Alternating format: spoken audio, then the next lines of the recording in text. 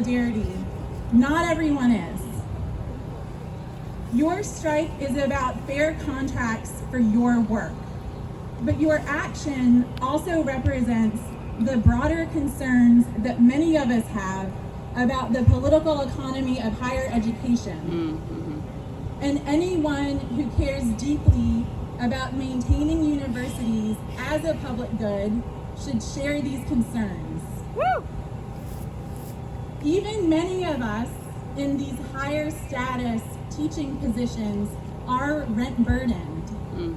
And student workers are on the front lines of not only rent burdened labor, but also the broader neoliberalization of the university.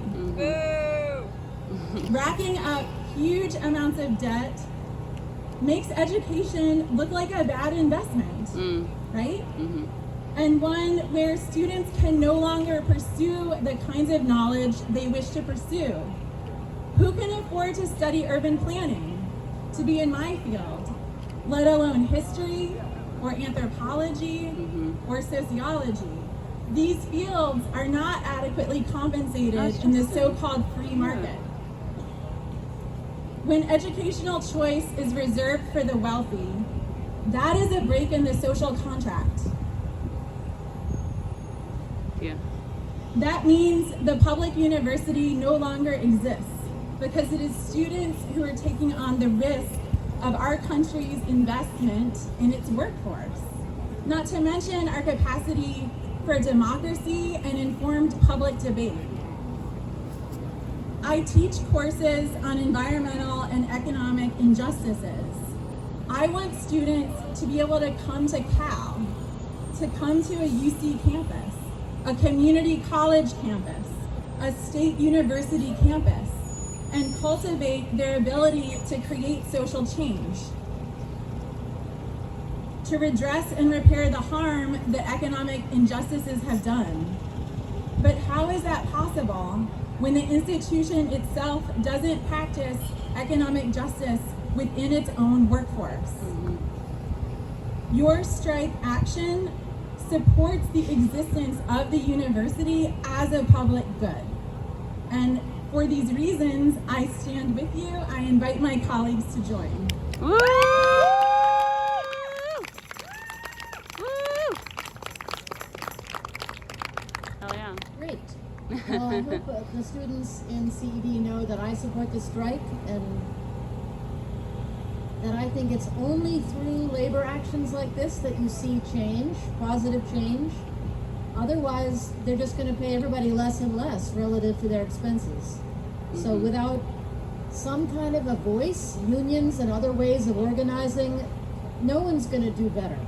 And that's why it's so important to recognize these strikes as something that matters to the whole community, because it's only by having this kind of organizing that anybody will be able to afford to live here and work here, other than people who are overpaid in other industries. So that's why I support the strike, in addition to free speech and everybody's conscience, because it's good for everybody.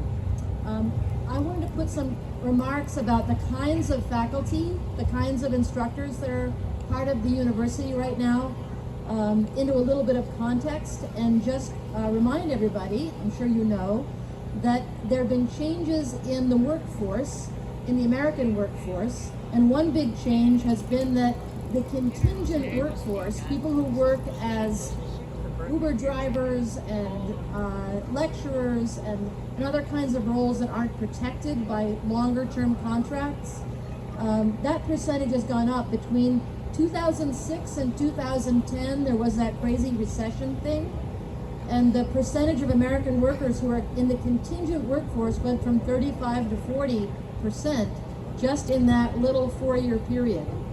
So we've seen some fairly big changes in how many people are at risk and not under longer term contracts in the last 15 years. Between 1975, who here was born before 1975? I was. Thank you. Between 1975 and 2015, the academic labor force changed a lot. the percentage of tenure-track faculty in U.S. institutions fell from 45% to under 30%. And the percentage of lecturers rose by pretty much the same amount.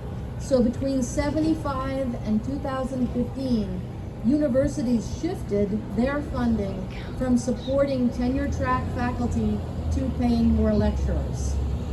That's not a long time ago. That's not like 1940. That's, my lifetime, for sure. And since in 1969, going a little earlier, who was here in 1969? I was here in 1969. 80% of college faculty members were tenure or tenure track. So at 69, it was 80%. And now it's about 2/3 of faculty non-tenured, and half of those who are non-tenured are part-time. So it's really a erosion of people's ability to be part of decision-making in their institutions and to have job security and that freedom of speech that we associate with tenure. So let me explain the characters in the story for a second, in case anybody's not sure who we're talking about. There's always been a sense of hierarchy in the institution of the university. This is a medieval institution, after all, so we're talking about a kind of European medieval social hierarchy. And when I first started teaching at MIT, every faculty member, I'm going to talk about in a minute what tenure track or ladder rank means, but every ladder rank faculty member had their own administrative assistant. Picture that. That is totally not the way. I mean, of course, that was before personal computers, but everybody had their own, at that time called a secretary, and they were almost all men. So there's a gender dynamic, there's a lot of class and race dynamics happening here, but let me just describe the players. So a tenure track faculty member is a faculty member who was hired with the idea that they could someday achieve tenure. And sometimes we call that administratively a faculty line. You can imagine the line as like a career path.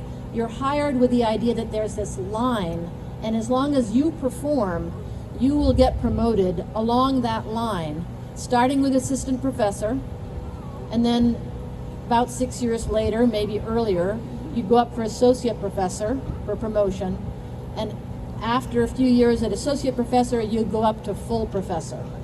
And when you're a full professor, you've reached sort of the end of that faculty line. There's still emeritus, and at each stage in this process, people who are more senior to you vote on your promotion. So if you're applying for an assistant professor job, the faculty in that department, at least on the search committee, and probably the whole faculty, are going to vote on whether or not to hire you. And then as you go from assistant to associate, the associate and full professors who are above you in that hierarchy are going to vote on whether you can be promoted.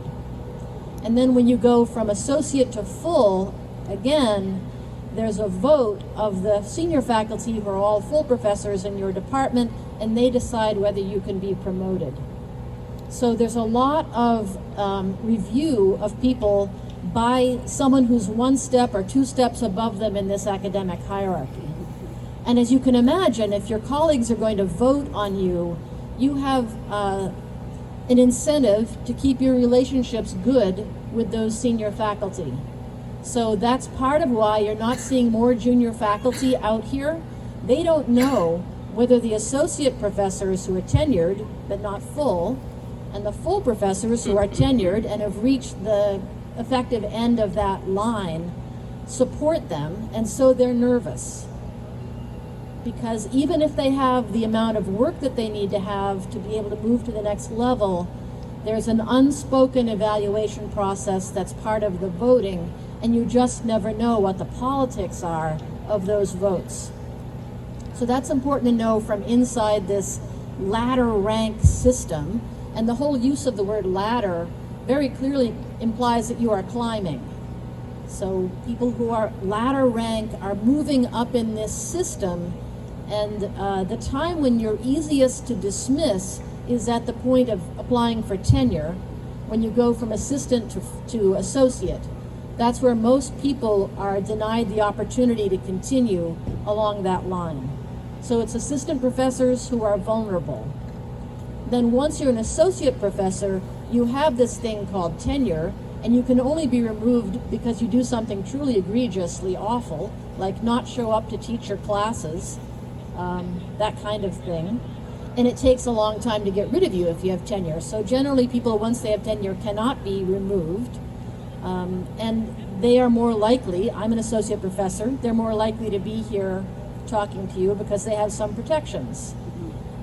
The full professors will still vote on us, so we still have a little bit of need to protect ourselves, but you know, the heck with that. And then the full professors are the ones who really should be out here because they have nothing left to lose and no one to judge them. Yeah, they do. So where are the full professors? Any full professors in the room? Not seeing any hands. So those are the folks you want to put whatever persuasive arguments in front of that you can, because they have no personal vulnerability that they would face if they support the strike.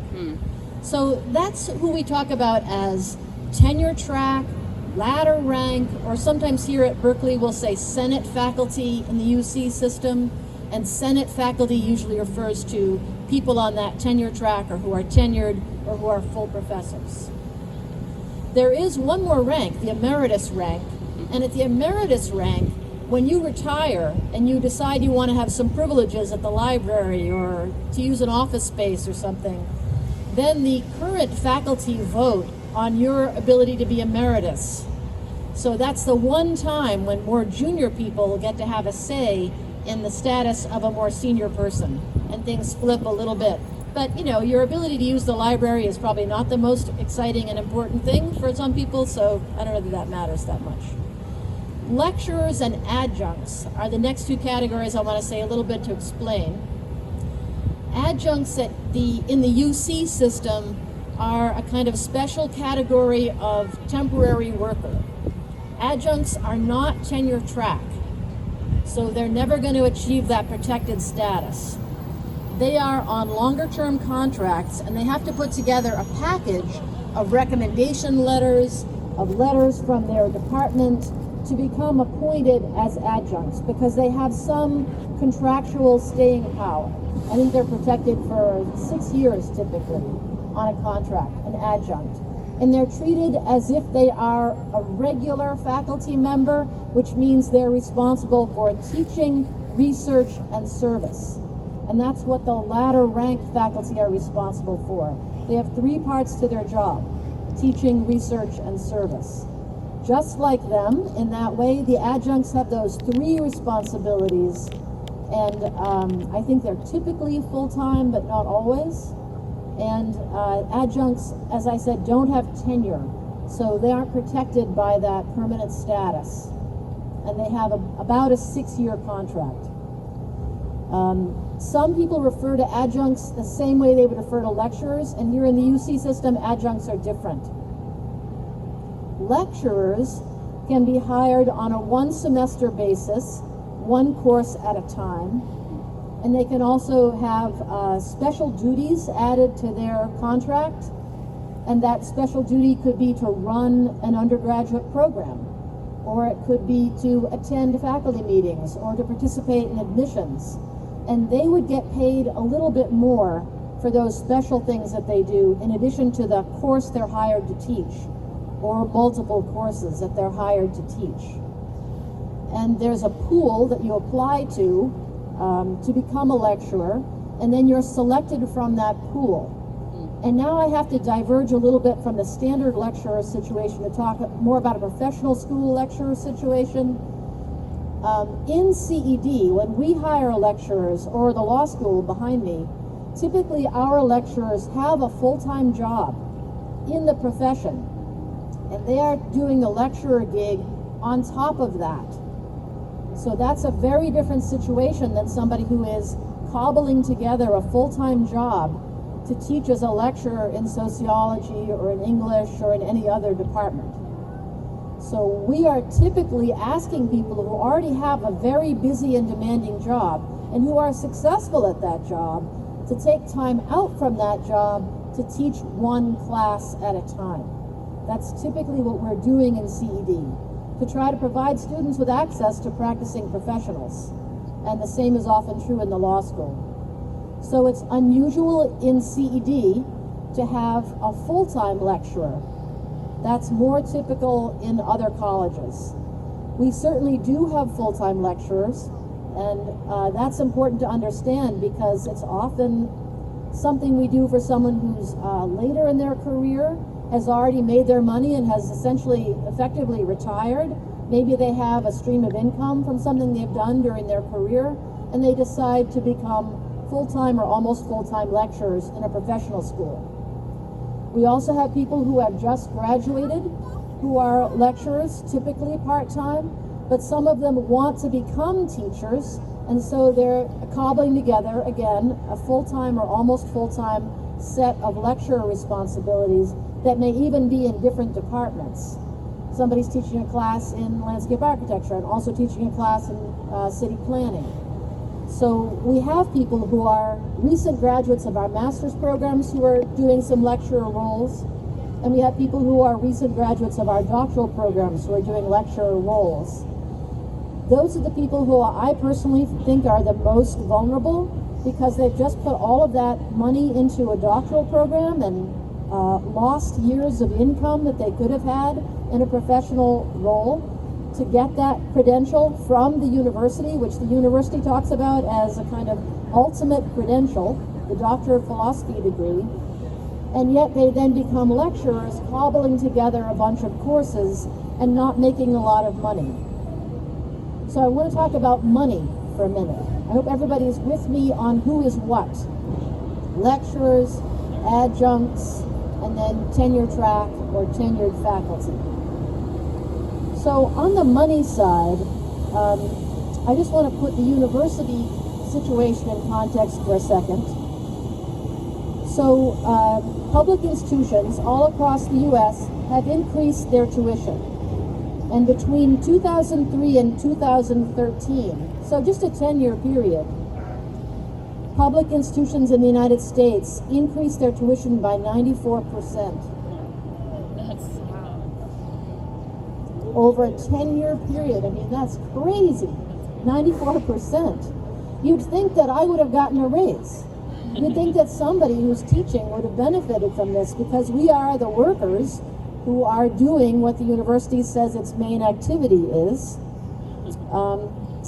The private and nonprofit schools also increased their tuitions by about 74%. And student debt, what you all have paid, has increased has climbed to a total of about $1.2 trillion. So you're paying a lot of money. The university is increasing its tuition. At the same time, you're having to borrow. And one of the questions it's reasonable to ask is, where is that money going?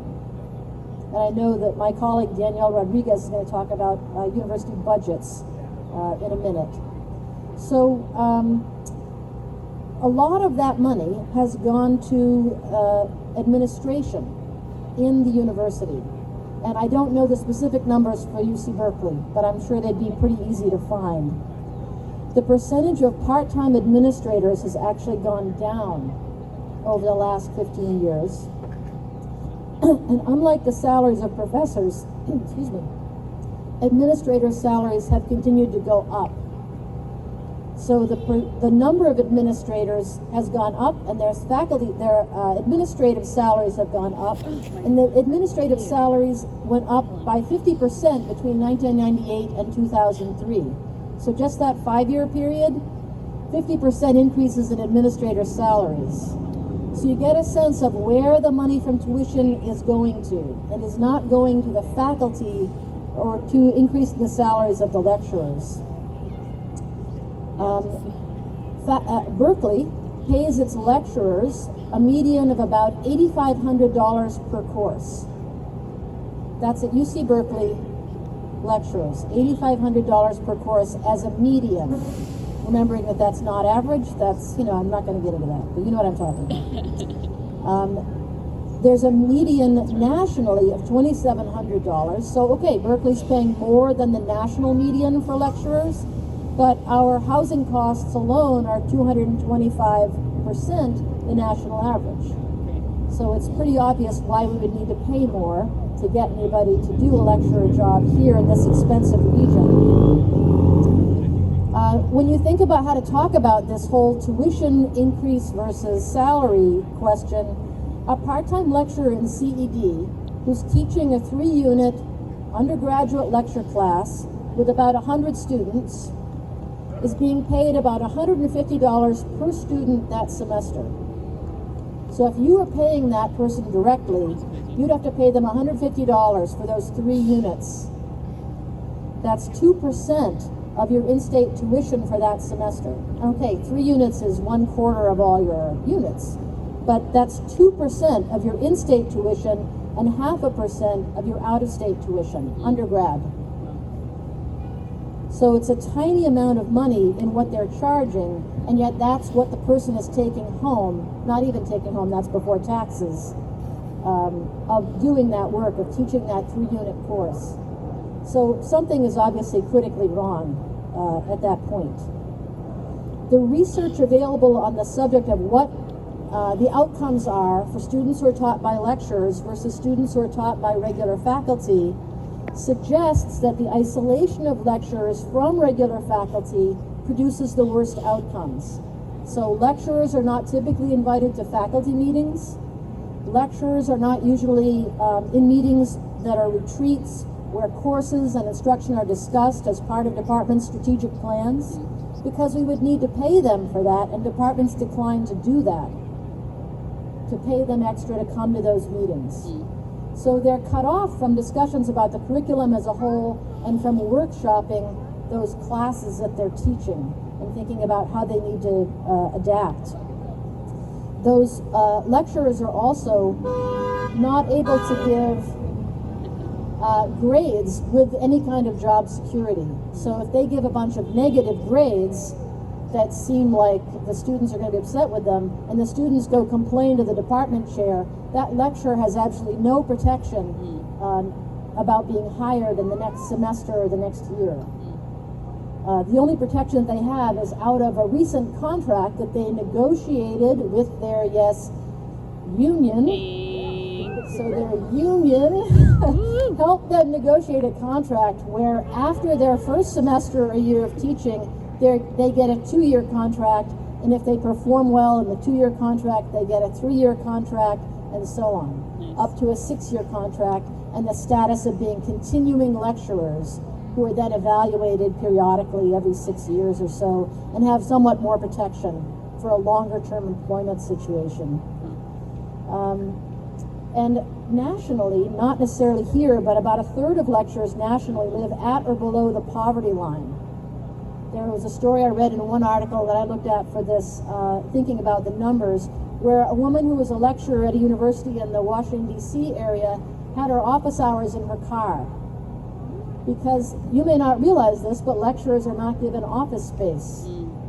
Not, in some cases, not even shared office space or a locker to put their coat in. So it's very difficult for lecturers to spend the right amount of time meeting with students to improve their classes and improve their students' performance in the class. And then on the gender side, I just wanted to remind everybody, women were the original lecturing, teaching workforce, because for a while, for a long time, only men were allowed to be full professors. So there was a kind of faculty wives club that did a lot of lecturing. These women had PhDs just like their husbands, but they were not allowed to have the tenure track positions, so they did the lecturer role. The lecturer role has been constructed around this idea of labor provided by people who've been discriminated against. So it's important to know where that role comes from, even if it isn't always being used that way today. Women still make up the majority of contingent teachers. Estimates are as high as 61% women among lecturers or other contingent teachers, and something like 60% of full-time tenured faculty are men. So women are 2/3 of the less protected, men are 2/3 of the protected faculty. So we still see a historic legacy of that gender discrimination. I remember at my first teaching job at Iowa State University, I was invited to join the Faculty Ladies Auxiliary. I'm like, what is the Faculty Ladies Auxiliary? This is 1990, this is not like 1950. And it was typically faculty wives who ran department events, social events, and because I was female, they wondered if I wanted to join. Like your gender mattered more than your role in the institution. There are lots of other ways we could talk about this. One thing I would point out as I wrap up is that lecturers are only eligible for core benefits at a certain level. Like you have to be at least 44%, I think it is, 45% time over a 12-month period.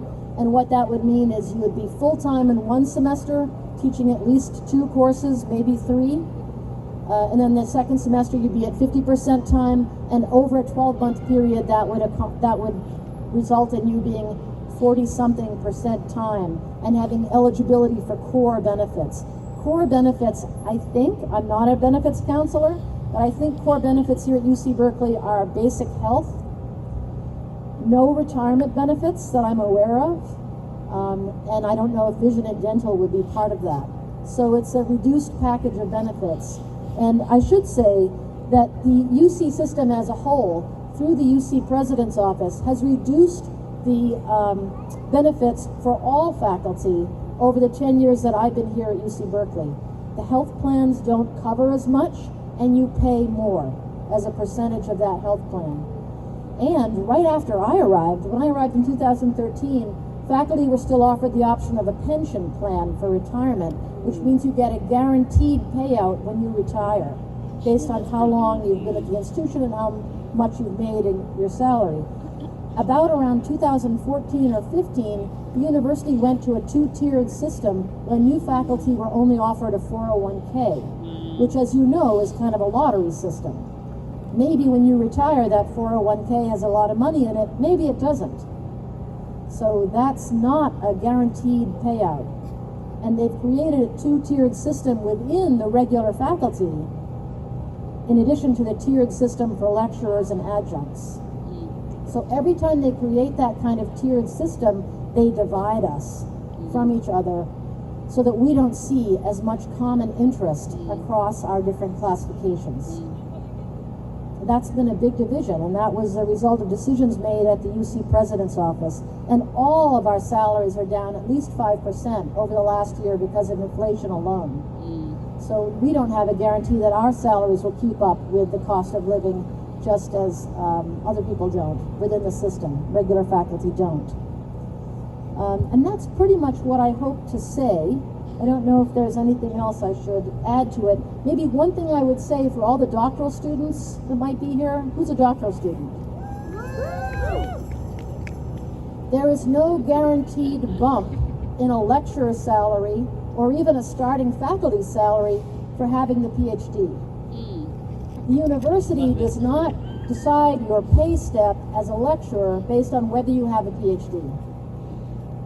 If you meet the basic qualifications for that lecturer role, that's all they care about. And having the PhD gives you nothing. So I'm just pointing that out because this institution prides itself on producing PhDs, but does not compensate people specifically for having one. That's a big deal, I think. Doesn't reflect in your pay scale. So with that, should I turn it over to Danielle? To Sai. Thank you, Kristina, Sai Balakrishnan, GCRP. Why am I in support of the strike? I do want to point out that we have a 3-year-old, possibly one of the youngest strike supporters. So my daughter is here.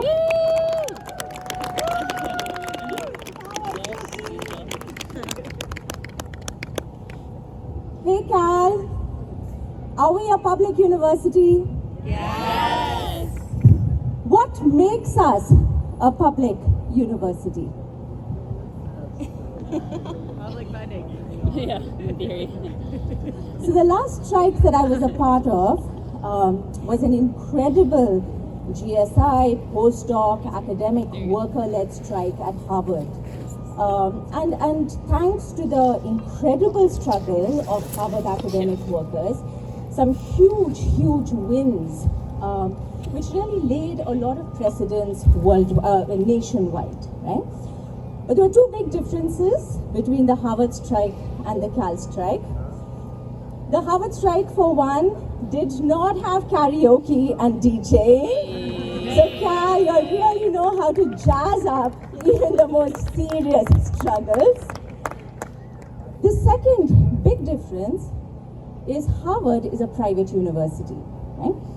49% of Harvard's funding, Harvard's massive funding, is from gifts. 39% of that 49% is endowments.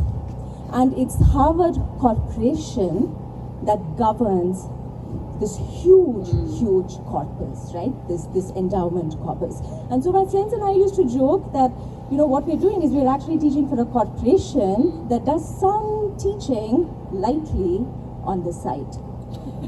Berkeley, Cal, is a public university.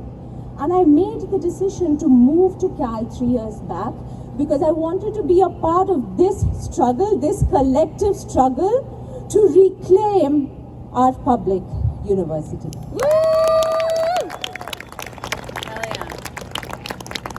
And since the strike started, I've been looking at some of the university budgets from the 1950s to the present, right? And I'm still trying to piece together the political economy of the university. Really grateful to colleagues like Kristina Hill, Daniel Rodriguez, who have much longer institutional memory, institutional knowledge, because I'm still trying to figure this out, right? And there are just two questions that I wanted to pose to you, right? The first is this: we're a public university, which means that we have a very unique and important social contract. Taxpayers' money is allocated by the state for the provisioning of public goods, and one of these essential public goods is public education, right? Oh, she wants to add something. What do you think is the percentage of state contribution to the UC budget?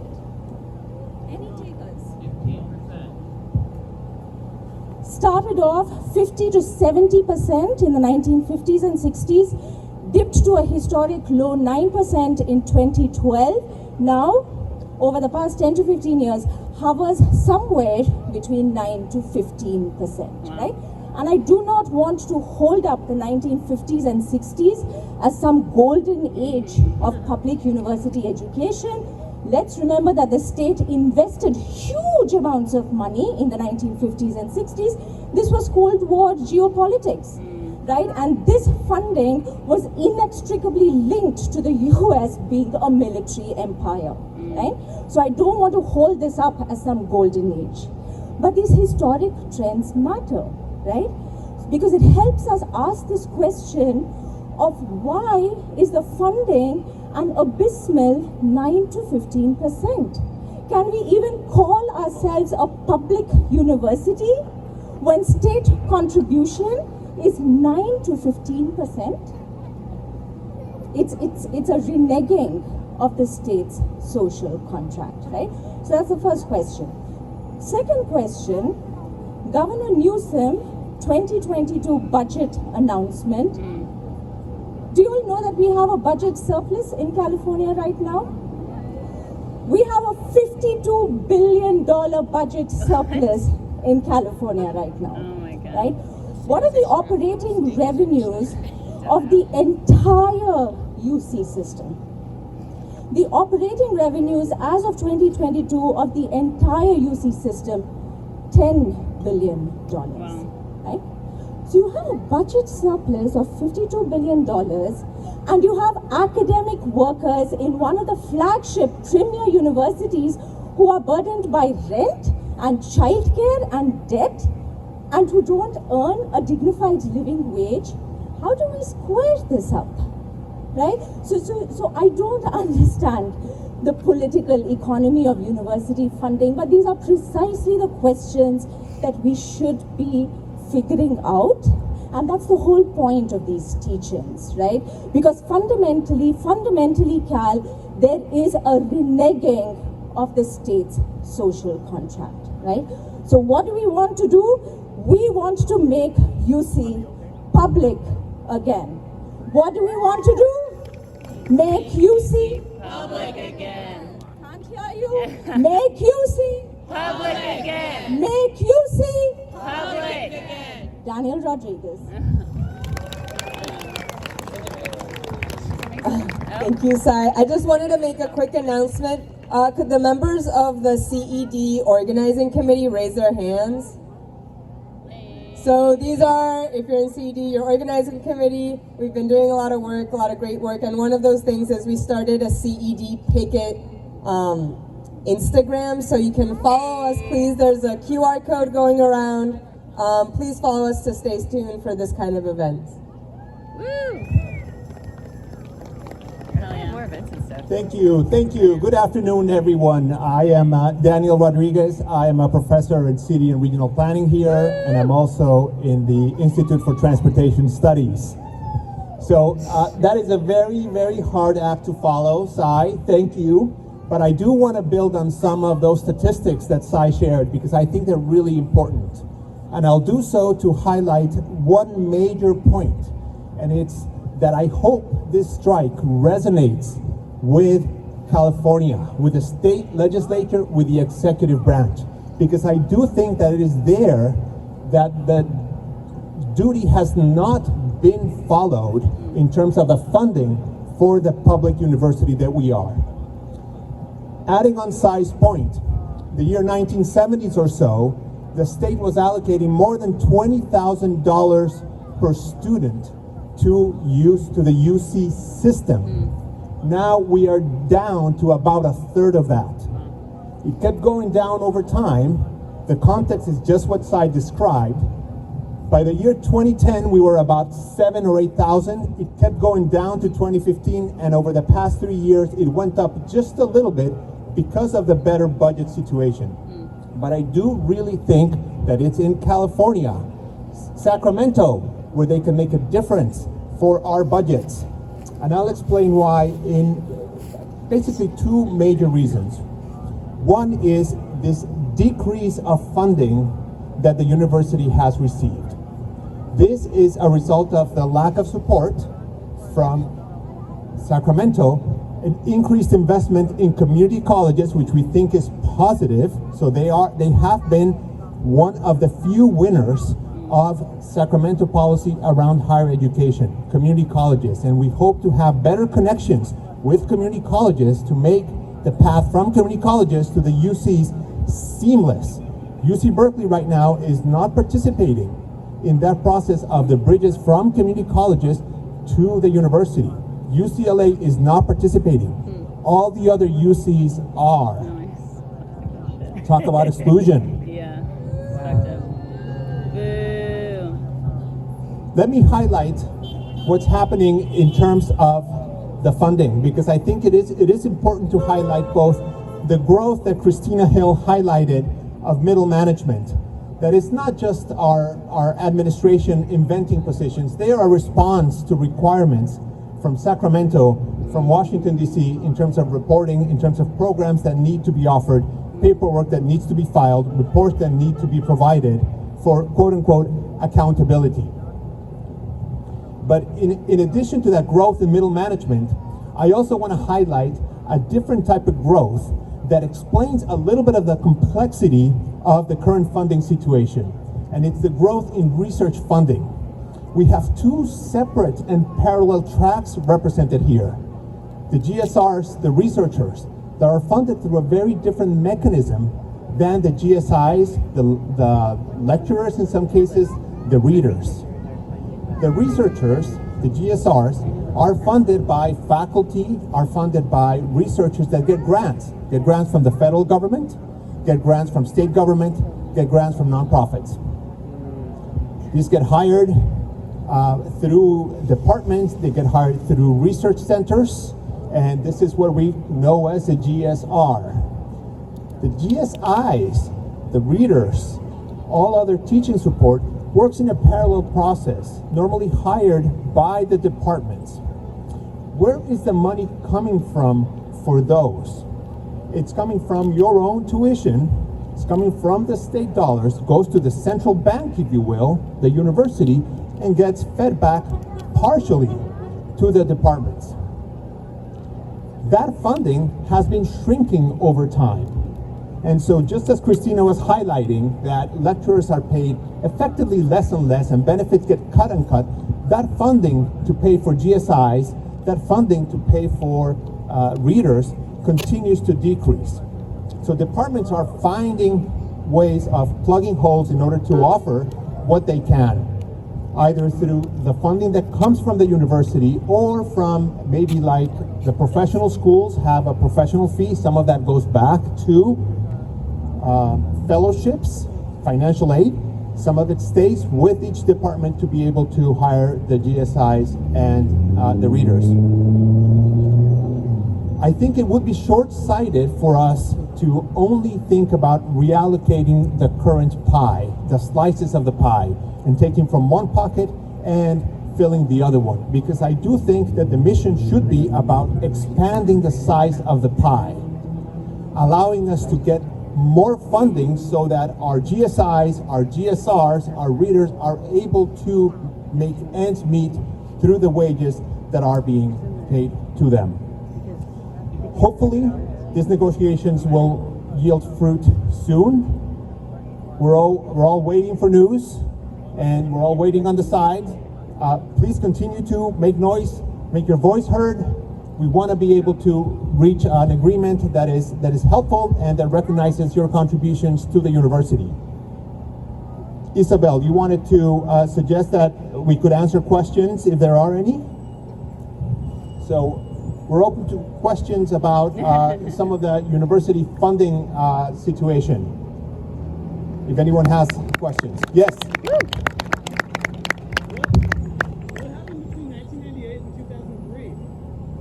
What happened between 1998 and 2003? When the administrators' salaries went up by 50%. When administrators' salaries increased by 50% or so.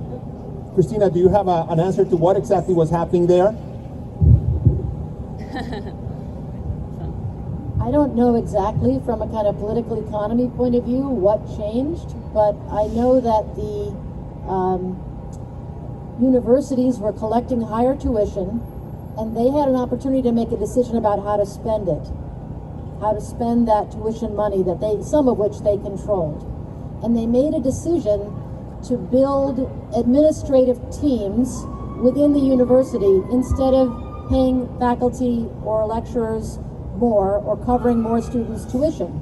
And I think that comes from a kind of basic organizational psychology where everyone who runs something feels like they need more people to help them run it.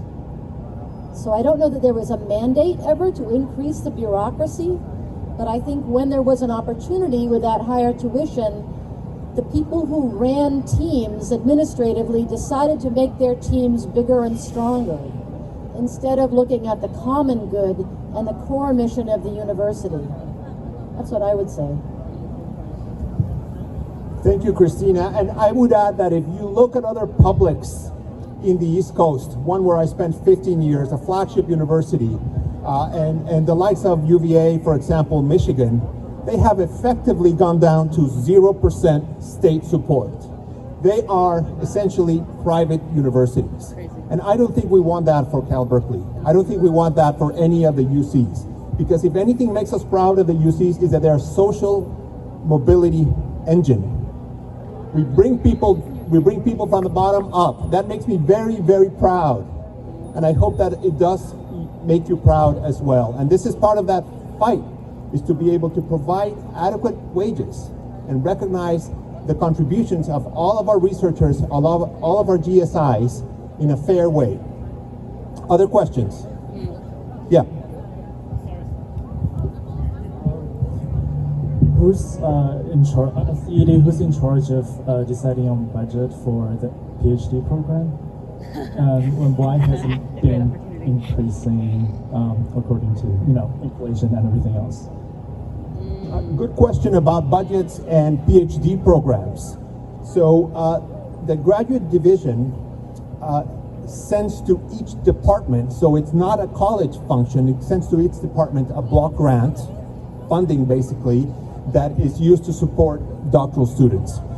This block grant goes in the form of GSIs mostly. That's how most departments tend to use them. We also have the fellowships that also come from graduate division that some students are lucky to get because it involves no GSIing. But the college doesn't play a huge role in allocating the funding at this point.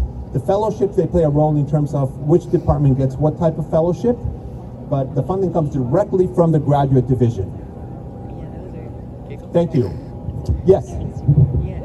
Maybe a break. It's just like in the post. Oh, well, it's probably a break. Hello everyone. Okay, you're right, you're I don't know if you already talk about this, but I want to know more about the endowment of the university. Endowment. Good question. Well, Really good question. Yeah. good news on endowment is that apparently I read in the university communications that they were able to raise $6 billion this year. Yes, my eyes opened. 6 billion with a B. I hope that money makes it to some of us. That's the expectation. I don't know what's counted in that 6 billion.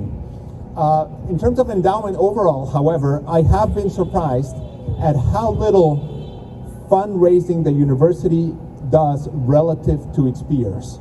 We are catching up. I was surprised to see that. Other public universities, let alone the universities that, privates, that Cy was describing, Harvard, endowments in the hundreds of billions of dollars. They're way ahead, but UC Berkeley has not been able to capitalize that yet. I think that they're building towards being able to raise more money. Here's the question, however.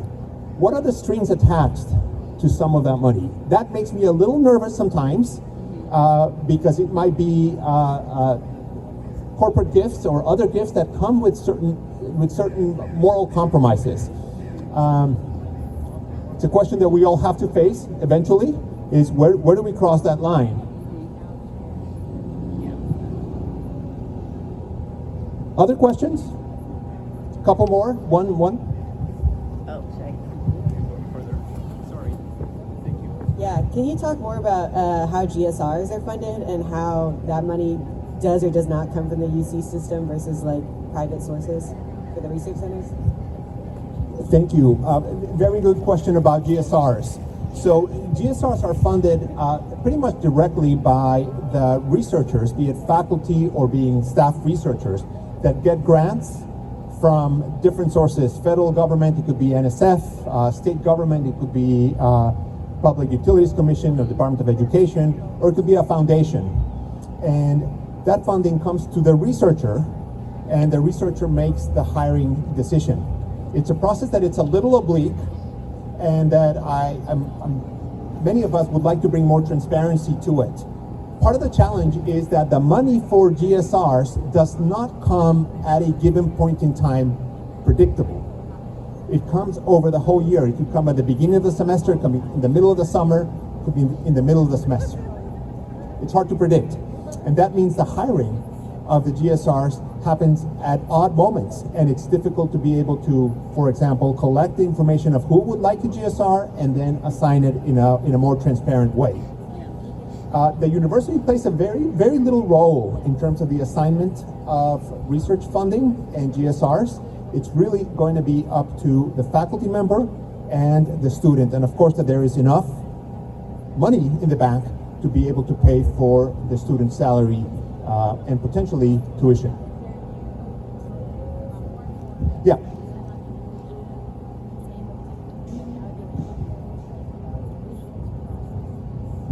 Hi, yeah. So I have a question about how to respond when the university says that they simply can't afford to give us the living wage that we're asking for. So I remember early on in the strike, Michael Drake said that what we were asking for was going to cost the UC hundreds of $millions, and it's simply impossible.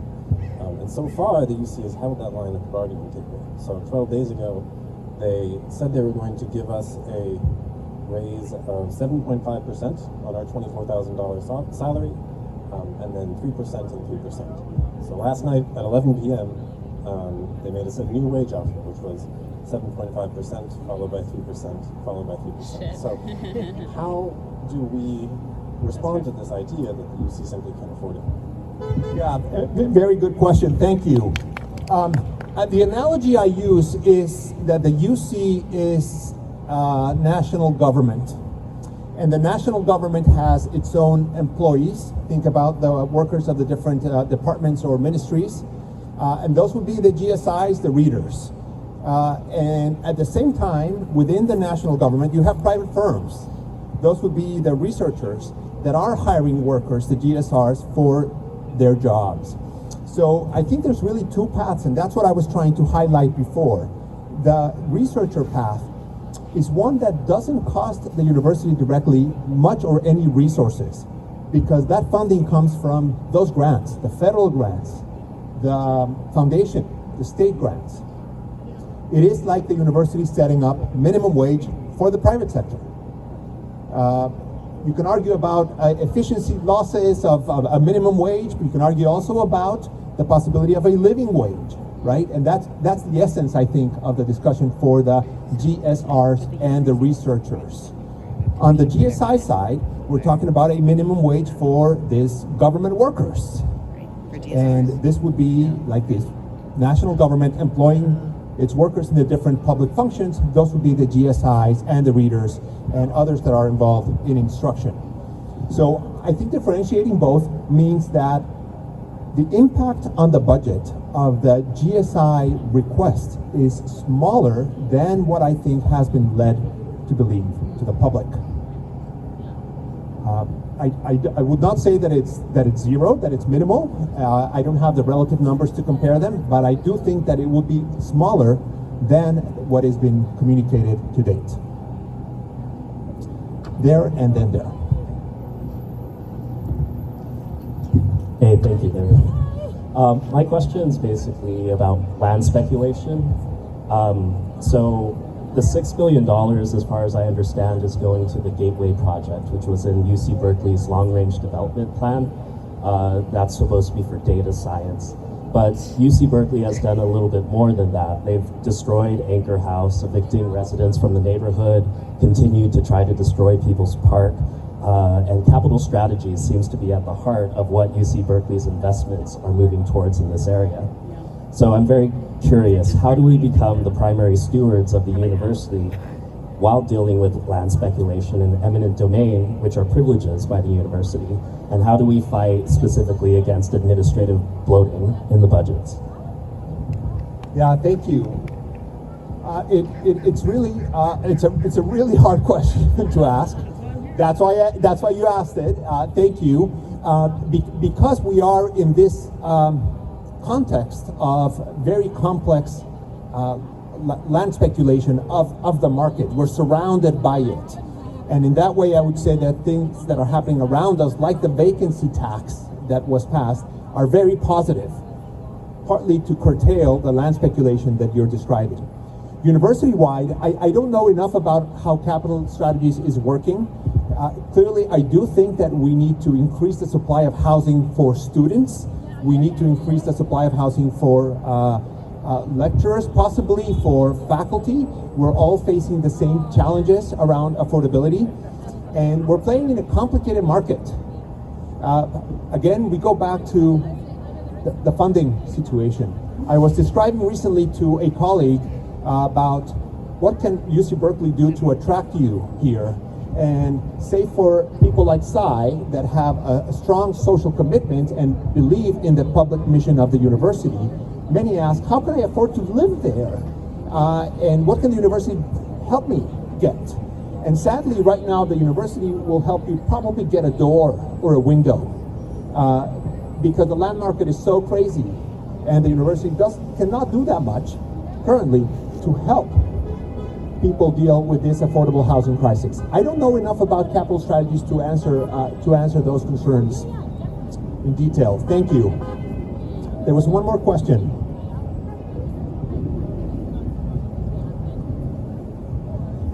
Hi, you mentioned that GSI's salary is determined by departments. So how is the budget distributed by departments? Like how do they decide? Great question. First of all, I love that hat. Thank you. Colombia, Peru, and Brazil. The question was about the distribution. So the salaries are really not set up by the departments. They are set up by HR based on the experience level of the GSIs. And let me add a parenthesis there. For a GSI to move from step 1, which is the lowest level, the entry level GSI, the lowest salary, to step 2 or above, you need to have more than 4 semesters of GSI experience. And the summer does not count. It's a tall order to be able to move up in the pay scale. So it's university set. How does the money come to departments? We're in the middle of something called financial reform. I think they have a more neutral name now for it. Sustainable finance or something like that is coming up. It is right now a black box to me. I was department chair. We tried to unravel that black box. We couldn't. It is a formula that is related to how many students you're teaching, related to how many classes you're offering, how many students you have. This financial reform will be more transparent. However, it will be largely a function of how many butts in seats you have. So the more students you teach, the more funding that will come to your unit. The fewer students you teach, the less money comes to your unit. This is a risk for some professional programs that cannot teach a computer science program, a computer science class with 400 students.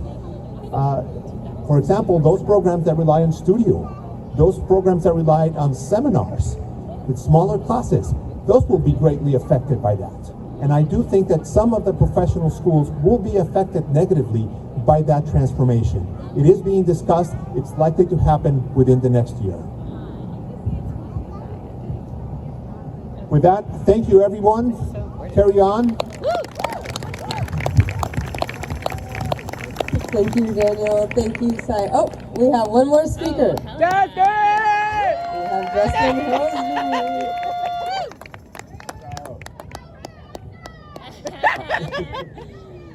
It's good to see you all today. My name is Justin Hosbey. I'm a professor in city and regional planning. And I don't really know what to say. I don't have anything profound or any analysis. I just want to share maybe a narrative of my time in graduate school. I graduated from grad school in December 2016. So not too long ago, I was in graduate school myself, and I went to the University of Florida for graduate school. Yeah, Gator, come on, yeah.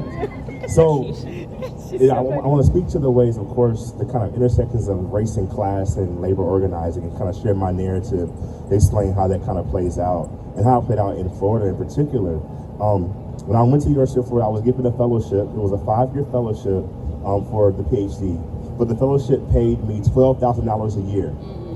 And that was, of course, before student fees. So I brought home about $900 a month in my total stipend, of course. So the way that it worked at the University of Florida was that you're a minority, we give you the minority fellowship, so you have 5 years of guaranteed funding, but you only get $12K a year.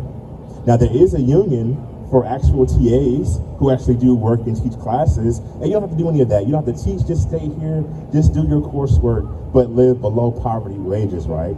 So when that happened, essentially, it caused resentment from us because we felt like, oh wait, people who actually are organizing, you know, the TAs, and they're actually getting, and they were getting maybe like $20,000 a year, so not a lot of money. So again, but even as a graduate student, you're thinking, wait, I'm only getting 12, they're getting 19, that's unfair. But again, not understanding the total whole of the system itself and saying, but wait, they're only getting $19,000 a year themselves. So if I'm getting 12, they're getting 19, none of us can afford to live in Gainesville, Florida. And that was in a college town in Florida, right? So again, thinking about how that was strategic. Because of course they wanted the minority students to all be in this program where you're guaranteed full funding for 5 years, but less money. And then we'll give the students who actually are not minority the assistantships. So essentially, you don't do that labor, they do that labor, so they get paid more for that labor, but again, it causes that resentment between us and them, and we can't organize together. Because of course we see each other as being somehow ideologically opposed to each other and not in the same boat. Because we're getting certain privileges because the TAs felt like, well, you all don't teach. So you don't teach, so you don't get paid as much as we do. We felt like, but wait, we're here doing the same courses that you are as well. So essentially, it was really an unfair dynamic.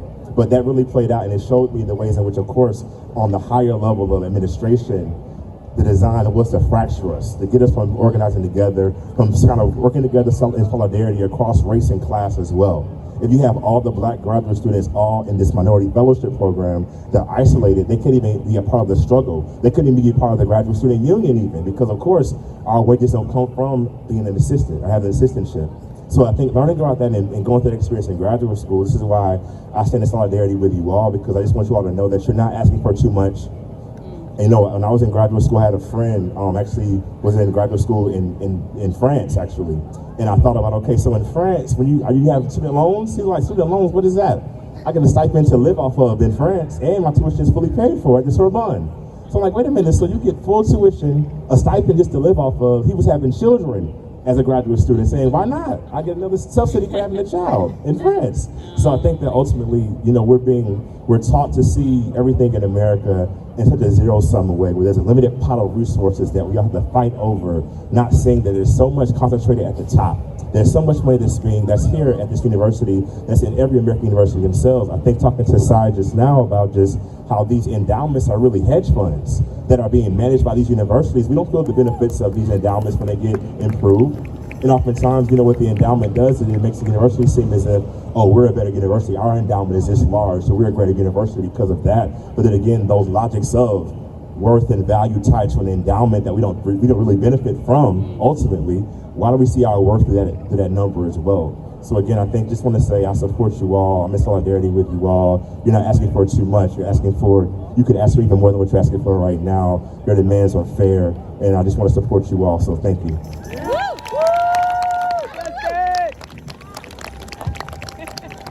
All right, everybody, thank you so much for coming out. I just want to make a final plug for, if you're in CED, our organizing committee, we meet on Tuesdays, and if you want to be involved in organizing this kind of thing, we are scheming some things about a faculty assembly that will be, I think, for the whole campus. So if you want to be involved with that, I think a lot of the folks behind me are also going to be involved with that. So come talk to us, or again, OCs, raise your hands. Come talk to any of us. We would love to have you. And please join the picket line now that you're here. So, what do we want? Fair contract. I'm sorry, what do we want? Fair contract. When do we want it? Now. When do we want it? Now. When do we fucking want this contract? Now. Yeah. Great job, everyone. Thank you. Thank you, professors, for being here.